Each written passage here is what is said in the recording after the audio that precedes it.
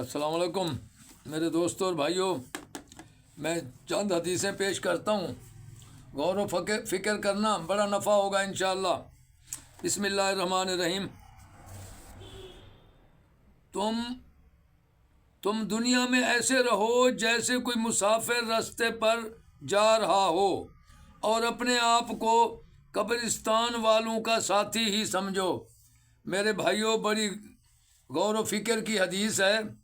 انسان کو ایسے ہونا چاہیے جیسے مسافر دنیا میں سفر کرتا ہے، گاڑی میں بیٹھا ہوتا ہے تو کسی کو تکلیف نہیں دیتا، خیر خیریت مانگتا ہے اللہ سے، بھائی جو جتنے سوار ہیں سب کی خیر ہو۔ تو ہمیں ایک دوسرے کی خیر مانگنی ہے اللہ سے۔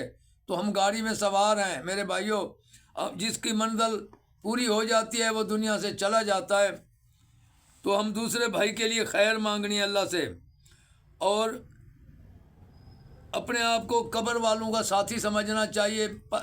اپنی زندگی کی ہر رات کو آخری رات سمجھ لو میرے بھائیوں۔ ہو سکتا ہے صبح ہم دوستوں کو ملیں یا نہ ملیں، تو ہمیں معاف کرا کے سونا ہے، دوسروں کو بھی معاف کر دینا ہے۔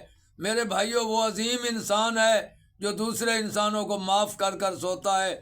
نیند کرنے سے پہلے سب کو معاف کر دو تو اللہ تعالیٰ تمہیں معاف کر دے گا۔ میرے بھائیوں، اس حدیث میں یہ تشریح بنتی ہے۔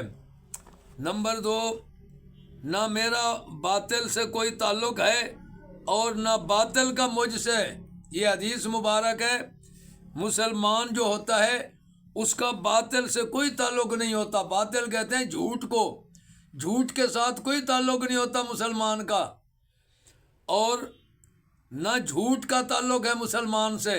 مسلمان تو سچ کے ساتھ ہوتا ہے میرے بھائیوں۔